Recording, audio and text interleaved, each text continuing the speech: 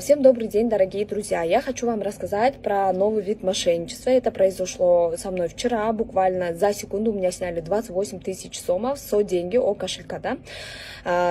Поэтому хочу вам объяснить, как это происходит, чтобы вы тоже не появились, как я. Вчера во время рабочего дня я сидела на работе, работаю я в торговом центре, детский магазин, да? Мне звонит по видеосвязи один мужик и говорит, якобы он потерялся, попросил выйти на видеосвязь, я объяснить, куда идти. Естественно, как бы у меня тоже рядом были люди, я взяла трубку, видеосвязь, да, я его не вижу, экран черный, да, его я не смогла увидеть, я им говорю, я вас не вижу, покажите, он говорит, наверное, у вас с экраном проблемы, пожалуйста, там, нажмите с левой стороны видеотрансляцию. Наверное, многие не знают, что такое видеотрансляция, так как я тоже не знаю, да, и тем более рядом были люди, я как бы особо внимания не обратила, я включаю видеотрансляцию, а это, оказывается, это для него запись экрана тому человеку, с кем я разговариваю.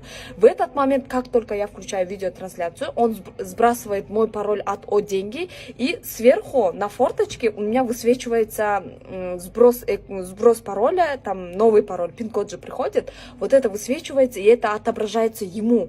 Он в этот момент сразу трубку поставил, заходит, я уже как бы начинаю догонять. В этот момент он сразу заходит по моему номеру на деньги, пишет тот пароль, который у меня высвечивается наверху экрана, да, и сразу за секунду снял 28 тысяч. Поэтому прошу вас, пожалуйста, не ведитесь, ни с кем не нужно разговаривать. Видеотрансляция это вообще, это категорически запрещено включать, да, то есть многие не знают, поэтому будьте осторожны. Всем добра. По горячим следам запишу это видео. Сегодня в ТикТоке мне попалась девушка, которая жалуется на мошенников, которые звонят и просят выйти с ними на видеосвязь. Так вот, расскажу вам тоже свою историю. С месяц назад примерно мне звонит этот мошенник и спрашивает, это Little Dress? Я говорю, да.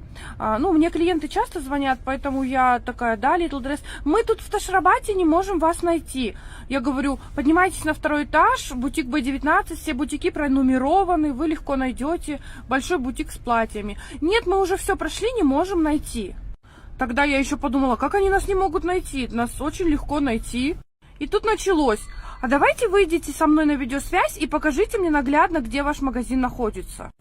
Я такая сначала не поняла, говорю, ну давайте покажу. Когда я вышла с ним на видеосвязь, я его не видела. Получается темный экран. Я такая говорю, вы меня слышите? Он говорит, да, сейчас там что-то начал мельтешить, троить, что-то, да, сейчас вот тут, туды-сюды.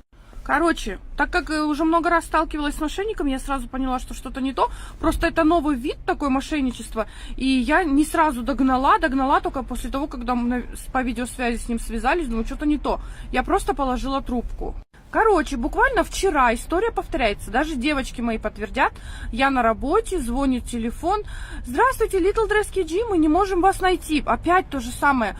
Я говорю, мы находимся на втором этаже, бутик B19. Мне очень часто звонят клиенты, в том числе, ну и мужчины, которые ищут платья для своих дочек. И поэтому я, как всегда, отвечаю, как обычному клиенту. Они говорят, мы тут не можем вас найти, мы тут ходим, давайте выйдем с вами на видеосвязь. Короче, тут уже у меня осенило, что мне уже так звонили, пытались и обмануть или что. И я такая, нет, на видеосвязь с вами не выйду, до свидания. Короче, я на него наорала. Он меня просто уже выбесил, уже в наглую просто, второй раз мне звонит. Ну и тут, короче, попадается видео этой девушки. И наконец-то до меня доходит, да, что вот такой новый вид мошенничества, когда они звонят тебе, просят выйти с ними на видеосвязь и, видимо, проводят какие-то махинации. Слава богу, меня Бог уберег, я его еще и послать умудрилась. Куда подальше. К чему сняла это видео? К тому, что, пожалуйста, будьте бдительны, смотрите, как они прогрессируют, эти мошенники. Они уже даже таким образом пытаются вас обмануть. Особенно осторожно магазины. Видите, как они потихоньку, как типа притворяются клиентами, входят в доверие. И потом, видимо, снимают деньги с телефона или как. Поэтому будьте осторожны, ребят.